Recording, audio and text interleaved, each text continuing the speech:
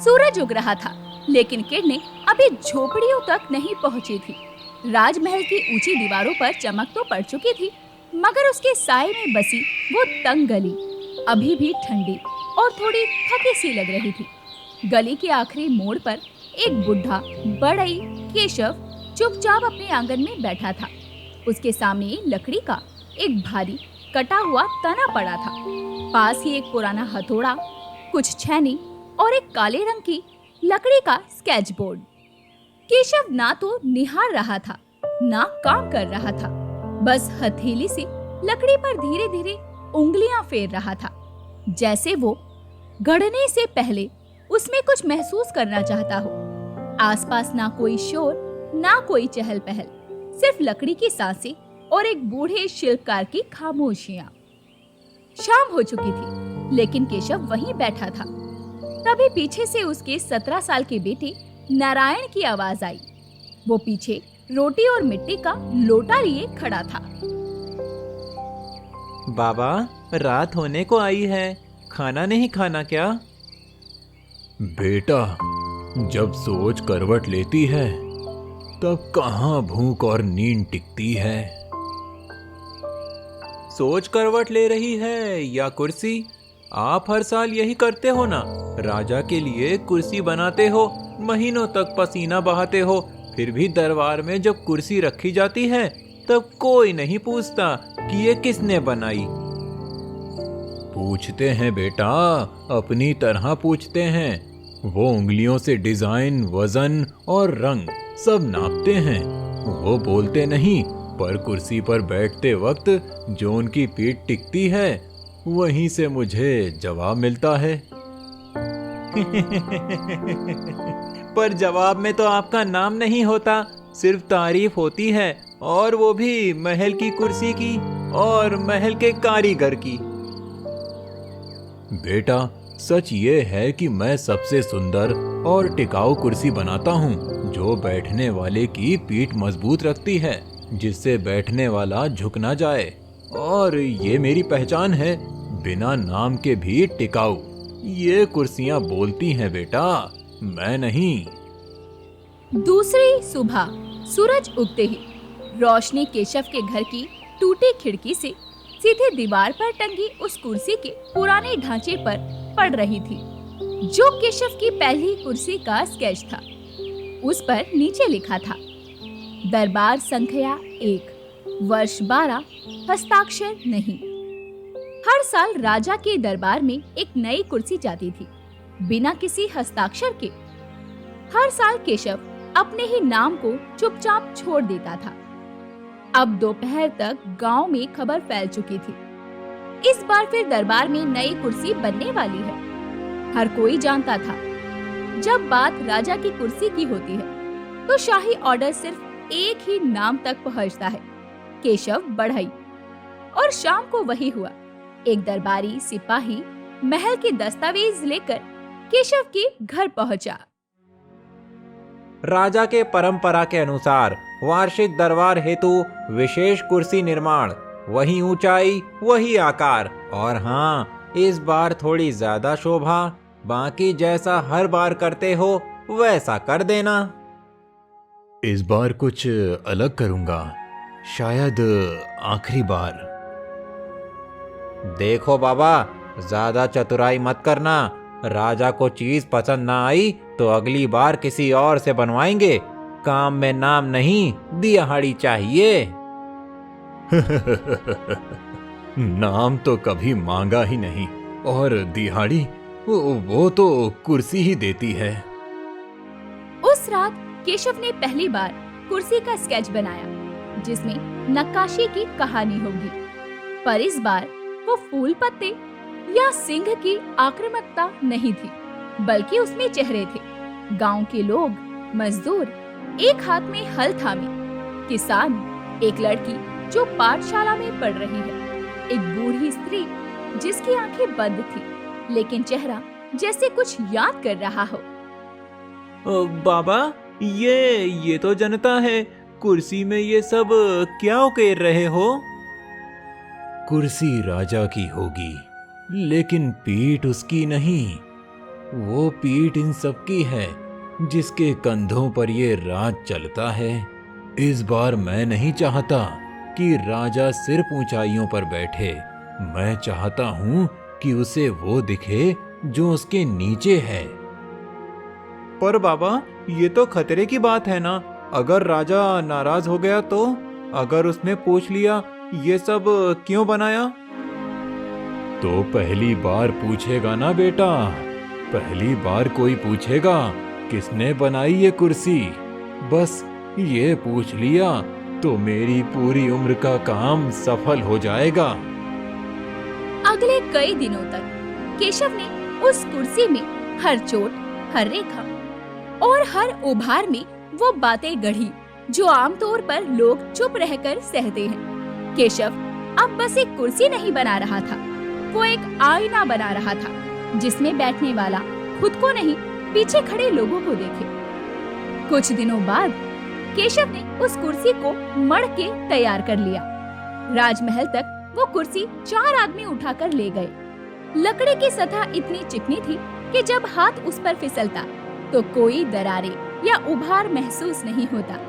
पर अगर ध्यान से देखो तो हर उभार एक चेहरा था, एक जीवन, एक संघर्ष और एक प्रार्थना। महल में उस दिन विशेष तैयारी थी। एक नई दरबारी बैठक जिसमें राज्य के सभी जिलों के प्रतिनिधि और गणमान्य उपस्थित होने वाले थे। राजा वीरेंद्र सिंह का सिंहासन महल के पूर्वी छोर पर लगाया गया। उसके पीछे एक नया ऊंचा मंच बना था। कुर्सी को बहुत सतर्कता से वहां रखा गया। शाही कालीन पर जब चारों सिपाही धीरे से उस कुर्सी को जमीन पर टिकाते हैं तो लकड़ी की वो ठोस टिक आवाज गूंजती है। और वहीं महल की दीवारों पर लगी सोने की दीवार नक्काशी के बीच वो सच्चाई से भरी कुर्सी चमक नहीं रही थी, बल्कि वो गूंज रही थी। राजा वीरेंद्र सिंह दरबार में प्रवेश करता है। पीछे झूलती तलवारें, बाजू में चमकते अंगरक्षक, सिर पर भारी मुकुट, लेकिन चाल में कोई थकावट नहीं। राजा अब मंच की ओर आगे बढ़ते हुए, कुर्सी तैयार है। देखने में तो कुछ अलग लग रही है। पास खड़े सभा लेखक ने बात संभालने की कोशिश की। हाँ महाराज, इस बार नक्काशी में कुछ कलात्मक गहराई है। गहराई मेरे सिंहासन में नहीं, मेरे निर्माण में होनी चाहिए। चलो देखता हूँ ये कुर्सी कितना भार सह सकती है। राजा कुर्सी के सामने आकर खड़ा होता है और कुर्सी की पीठ पर उसका हाथ ठहरता है। उंगलियां लकड़ी के चेहरे छूती है और अचानक रुकती है। एक बूढ़ी स्त्री का चेहरा, आंखें बंद, ललाट पर झुर्रियां। राजा का हाथ अटक जाता है। ये चेहरा, ये कोई आकृति नहीं, ये तो कोई भाव है। सामने कुर्सी की पीठ के ठीक नीचे एक उभरी हुई लकड़ी की पट्टी थी। उस पर छोटे लेकिन गहरे शब्द उकेरे हुए थे।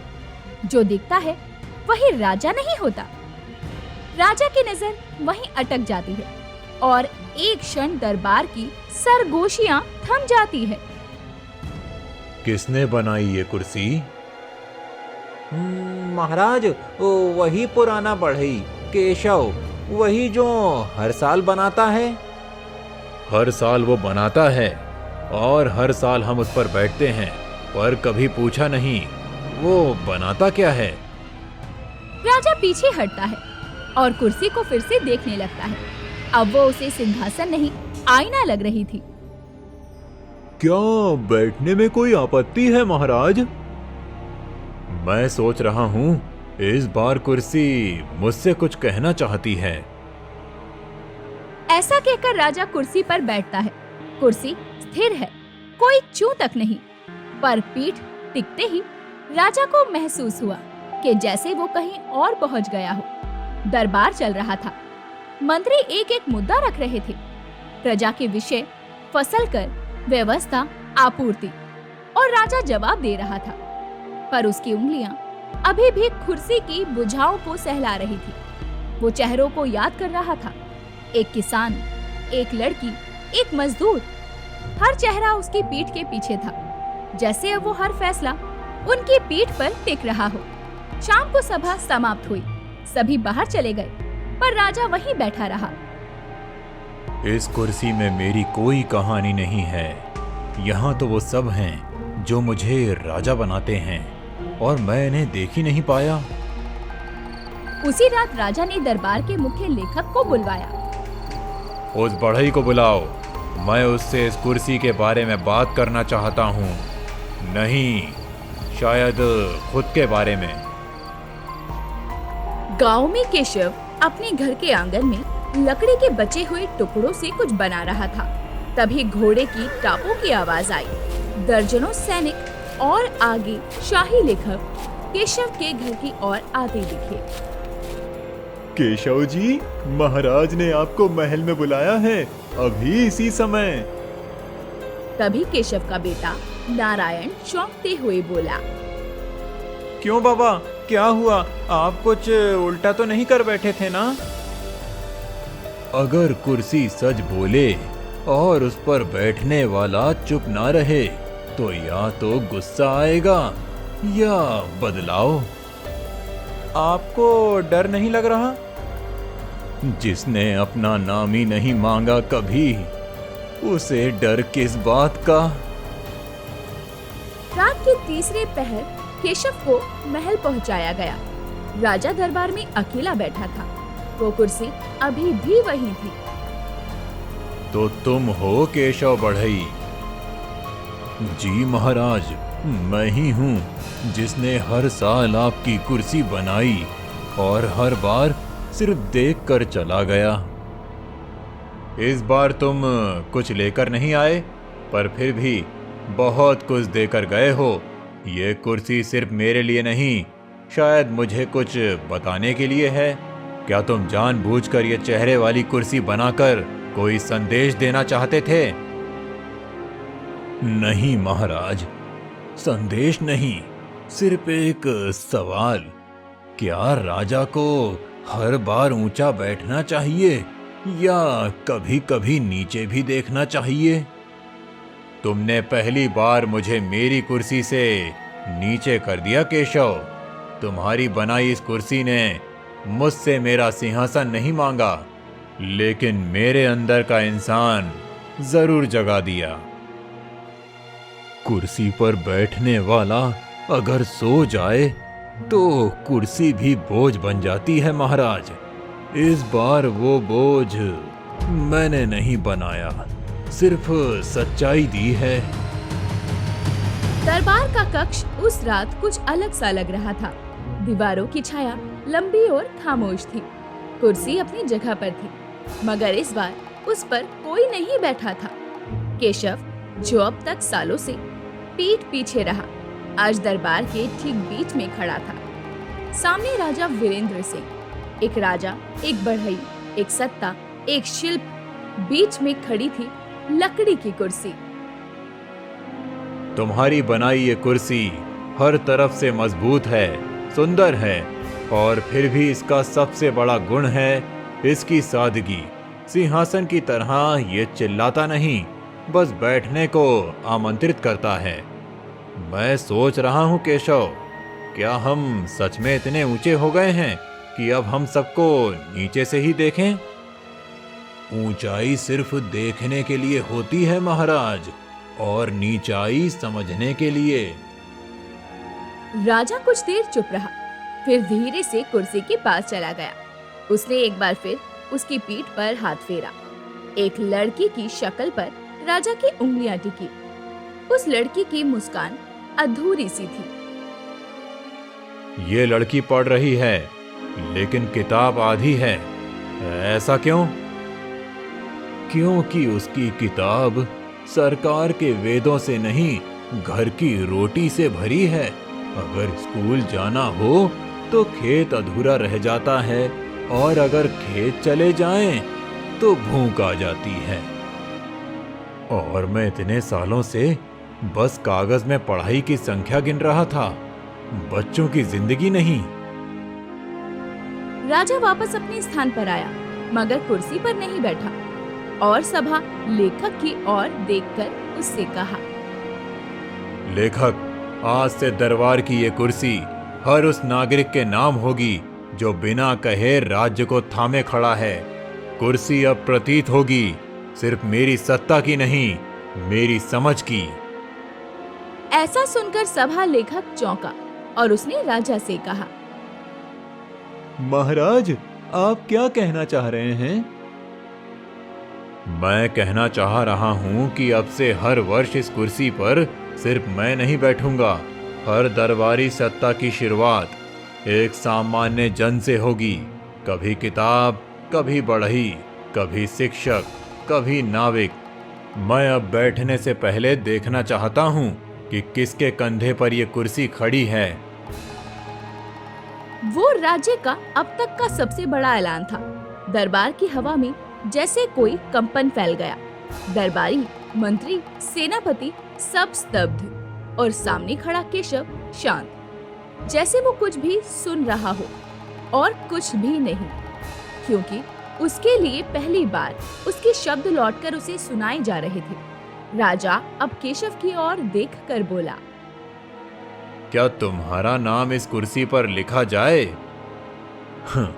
महाराज, अगर हर साल आप किसी न किसी की पीठ पहचान लोगे तो मेरा नाम सबसे नीचे भी हो चलेगा।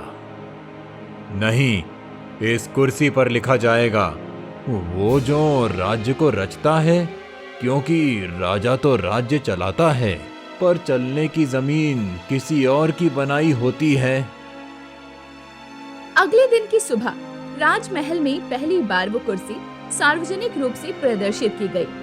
राज्य भर से लोग आए, उसे देखने नहीं बल्कि पहचानने कि उसमें उनका कोई हिस्सा है। कोई खुद के चेहरे को उस नक्काशी में देखता, कोई अपनी उंगली उस झुर्री को छूता जो उसकी माँ की तरह लगती थी। और सबसे आखिर में केशव आया।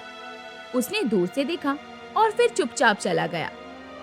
गांव में उसी समय केशव और उनका बेटा नारायण अपने घर के आंगन में बैठे थे। बाबा, वो कुर्सी अब दरबार की शोभा बन चुकी है। हर कोई आपके बारे में बात कर रहा है। राजा ने खुद आपका नाम उस कुर्सी पर उकेरवाया है। अब सब जानेंगे कि आप कौन हैं। अगर सब जान गए कि मैं कौन हूँ, तो अब शायद मैं और भी अच्छे से वो बन सकूं जो मैं हूँ। अब तो आपकी बनाई चीजें और भी महंगी बिकेंगी ना? अब से मैं वो नहीं बनाऊंगा बेटा जो बिके, अब वो बनाऊंगा जो टिके और जिससे किसी में बदलाव आए। राजमहल में बनी केशव की कुर्सी अब सिर्फ सत्ता की नहीं रही थी, अब वो एक प्रेरणा बन चुकी थी। हर हफ्ते उस पर बैठने के लिए कोई ना कोई सामान्य नागरिक बुलाया जाता था। कभी कुम्हार, कभी चर्मकार, कभी स्कूल की शिक्षिका, कभी फसलों से लौटे किसान। राजा का शाही फरमान था कि जिस कुर्सी पर जनता की आकृति है, उस पर पहले जनता ही बैठेगी। इस बदलाव का असर धीरे धीरे गांव तक पहुंचा। अब हर गांव में एक पुरानी कुर्सी को साफ करके किसी पेड़ के नीचे रखा जाने लगा, जिसे गांव के लोग बोलने की कुर्सी कहते थे। उस पर बैठकर अब लोग गांव की परेशानियां, अपने अनुभव और समाधान साझा करने लगे। एक दिन सुबह केशव लकड़ी छिल रहा था, तभी उनका बेटा बाहर आकर कहता है, बाबा, वो जो कुर्सी आपने बनाई थी, उसका एक हिस्सा अब हमारे गांव में भी आ गया है। सब कह रहे हैं कि आपने राजा को झुका दिया। मैंने किसी को नहीं झुकाया बेटा, मैंने उसे बस ये दिखाया कि झुकने से पहले क्या दिखता है। कुर्सी सिर्फ ऊंचाई नहीं देती, वो टिकाऊपन भी सिखाती है। बाबा, अब जब सब आपको जानते हैं, आप दरबार में सम्मानित हो चुके हैं, तो क्या आप अब भी यही काम करेंगे? हाँ बेटा, अब मेरे हर औजार में सिर्फ लकड़ी नहीं है, एक उम्मीद भी है। अब राजा वीरेंद्र सिंह भी बदलाव के रास्ते पर आगे बढ़ चुका था। उसने महल की आंतरिक बैठक में आदेश दिया, हमें हर 3 महीने पर राज्य के हर गांव से एक बढ़ई, एक शिक्षक और एक श्रमिक को बुलाना है।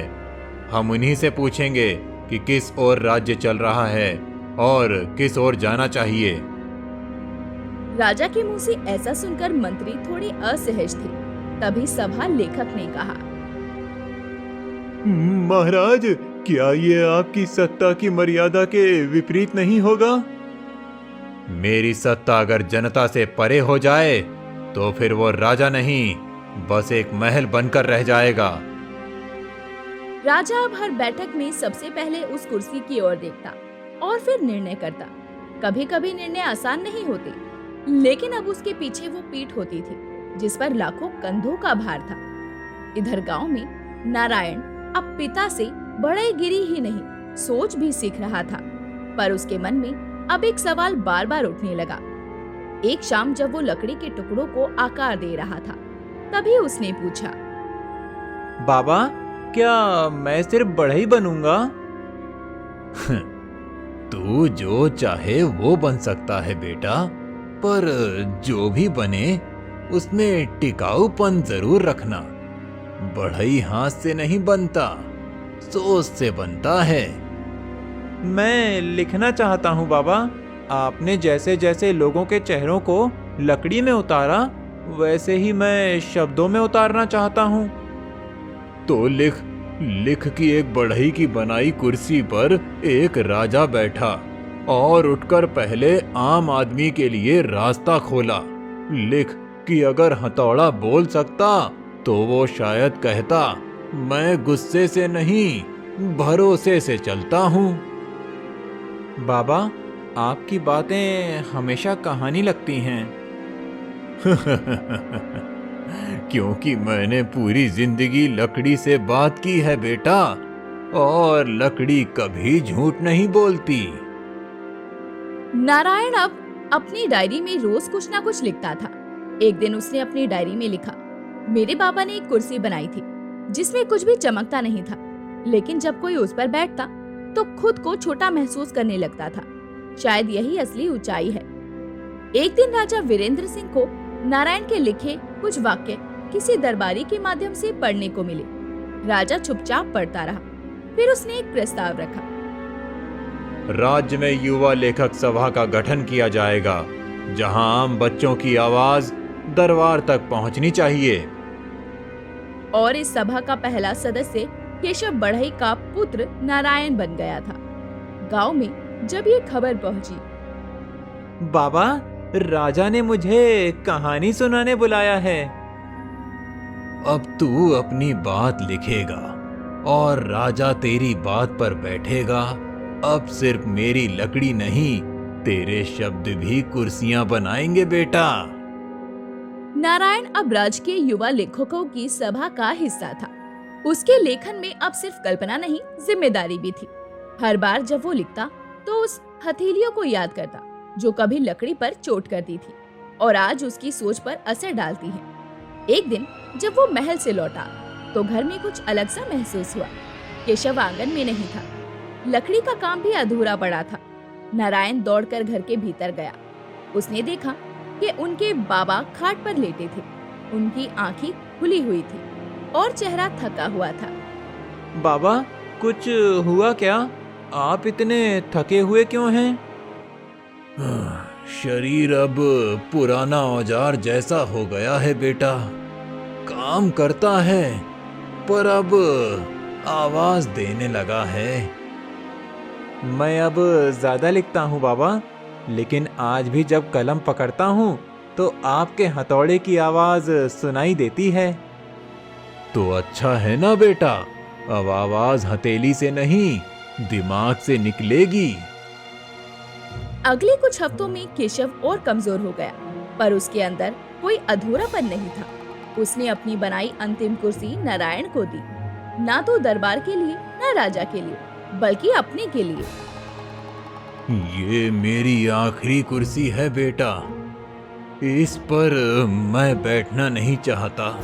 मैं चाहता हूँ कि जब मैं चला जाऊं तो इस पर कोई और बैठे जो बिना नाम के काम करे।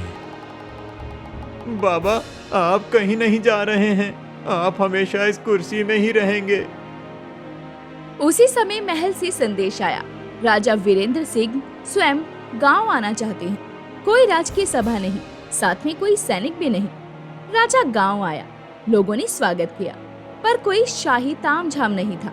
बस गांव की पगडंडी, आम का पेड़ और केशव का घर। राजा जब केशव के घर पहुंचा तो नारायण ने उसे भीतर बुलाया। क्या मैं एक आखिरी बार उस शिल्पकार से मिल सकता हूँ जिसने मुझे अंदर से राजा बनाया? नारायण मुस्कुराया। आप देर से आए, पर सही समय पर आए हैं। केशव खाट पर लेटा था। राजा पास बैठा। कुछ देर दोनों चुप रहे। फिर राजा बोला, केशव, तुम्हारी कुर्सी अब सिर्फ लकड़ी का ढांचा नहीं है, वो मेरी चेतना बन चुकी है। मैं हर निर्माण से पहले उसकी पीठ को याद करता हूँ। तो अब तुम असली राजा बन चुके हो। कुर्सी तुम्हारे नीचे नहीं, तुम्हारे भीतर है। तुमने ही सिखाया था ना, जो दिखता है वही राजा नहीं होता।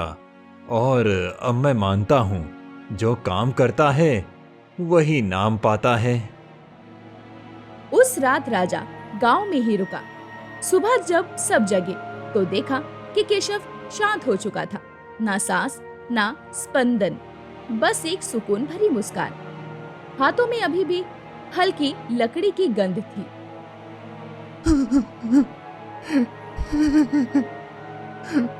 बाबा, आपने तो कहा था आप कहीं नहीं जाएंगे, फिर इस कुर्सी को अकेला क्यों छोड़ दिया?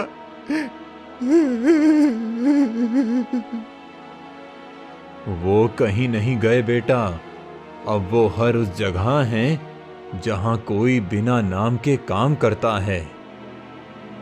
राजमहल में राज्याभिषेक घोषित हुआ, लेकिन केशव के लिए कोई शाही अंतिम यात्रा नहीं हुई। उसकी अंतिम इच्छा थी, कोई मुझे उठाए नहीं, मेरी आखिरी कुर्सी मुझे थाम लेगी। और वही हुआ। उसी कुर्सी पर उन्हें बिठाया गया, जिसकी पीठ पर पहली बार उनका नाम लिखा गया था। वक्त गुजर गया, सालों बीत गए। उस दिन को जब राजा वीरेंद्र सिंह गांव आया था, वो दिन जब केशव एक बड़ाई अपनी आखिरी सांस अपनी बनाई कुर्सी की गोद में छोड़ गया था। अब दरबार में कई बदलाव आ चुके थे। राजा वृद्ध हो चुके थे। नारायण अब सिर्फ लेखक नहीं, राज्य की सांस्कृतिक परिषद का प्रमुख था। पर उस कुर्सी की जगह नहीं बदली थी जो केशव ने बनाई थी। अब हर साल दरबार में कार्य कुशल दिवस मनाया जाता था, जिसमें उस व्यक्ति को बुलाया जाता जिसने बिना किसी पद, पुरस्कार या पहचान के काम किया हो, और उसे केशव की बनाई कुर्सी पर बिठाया जाता। ये सम्मान न भाषण से होता था, न ताली से, बस एक साधारण बैठना, जैसे कोई आदमी अपनी पीठ सीधी करने के लिए थक कर बैठा हो। अब राजा ने सभा में एक निर्णय लिया। अब वक्त है कि केशव की तरह कोई और एक कुर्सी बनाए, पर इस बार कोई बढ़ई नहीं बनाएगा, कोई शाही आदेश नहीं होगा, बल्कि इस बार कुर्सी शब्दों में बनेगी, और वही बनाएगा जिसके शब्द कभी हथौड़े से ज्यादा प्रभावी लगे थे, और वो है नारायण। महाराज, वो कुर्सी पिताजी के हाथों की देन थी। मैंने तो केवल देखा और सीखा। लेकिन अब तुम्हारे शब्द लाखों आंखें खोलते हैं, इसीलिए अब ना लकड़ी से बनी कुर्सी की जरूरत है और ना ही लोहे की। अब सिर्फ शब्दों से बनी कुर्सी की जरूरत है। नारायण ने लिखना शुरू किया। उसने लकड़ी नहीं छीली, उसने चेहरे नहीं उकेरे, पर हर दिन अपनी डायरी में एक नया चेहरा लिखा। 3 महीनों बाद दरबार में एक नई कुर्सी रखी गई। उसमें कोई भव्य नक्काशी नहीं, कोई भारी मखमल नहीं, सिर्फ एक कागज की पट्टी पीछे चिपकी हुई थी। उसमें लिखा था, ये कुर्सी उन शब्दों की है जो कभी चिल्लाए नहीं, पर दिल में बैठ गए। कार्यकुशल दिवस के दिन राजा अब बहुत बूढ़े हो चले थे। सफेद दाढ़ी, आंखें कमजोर, पर आवाज अभी भी वही गूंजती हुई। मगर अब थोड़ी भीतर से। मैंने पूरी उम्र राज किया। महल में सभी लोगों ने अपने नाम के लिए काम किया, पर केशव ने सिखाया कि नाम नहीं, काम की गूंज दूर तक जाती है। आज मैं आखिरी बार उस कुर्सी पर बैठना चाहता हूं जिसे शब्दों ने बनाया है। सभा में सन्नाटा छा गया। राजा ने धीरे धीरे चलकर उस कुर्सी की ओर बढ़ते हुए कहा, मेरी सबसे बड़ी कुर्सी वही थी जिसने मुझे बैठने से पहले देखना सिखाया, और अब मैं उस कुर्सी से उठकर किसी और को वहां बैठाना चाहता हूं जो ना राजा है ना लेखक, पर वो सबका कंधा बने। नारायण ने पास आकर एक नाम पढ़ा। रमेश मिस्त्री, जिसने पिछले 20 वर्षों से एक भी छुट्टी लिए बिना नगर की गलियों की सफाई की। रमेश को बुलाया गया। उसने फटे कपड़े पहन रखे थे, हाथ में झाड़ू का डंडा अभी भी था। वो कांपते हुए सामने आया। कृपया बैठिए, ये कुर्सी आपके लिए बनी है। आपने किसी के महल को नहीं, पर समाज को साफ रखा है। रमेश बैठा। सारी सभा खड़ी रही। कोई तालियां नहीं बजी, पर वो खामोशी केशव के हथौड़े की गूंज जैसी थी। वर्षों बाद जब इतिहास लिखा जाएगा तो उस कुर्सी का जिक्र जरूर किया जाएगा, जो हर साल बदलती रही, पर जिसकी पीठ एक जैसी रही। वो पीठ केशव की सोच की थी, और उसकी छाया में बैठा था हर वो इंसान जो पहचान नहीं चाहता था, बस अपने काम से किसी को टिकाए रखना चाहता था। तो दोस्तों, ऐसी ही अनोखी और रस भरी कहानियां देखने के लिए हमारे चैनल को सब्सक्राइब करें।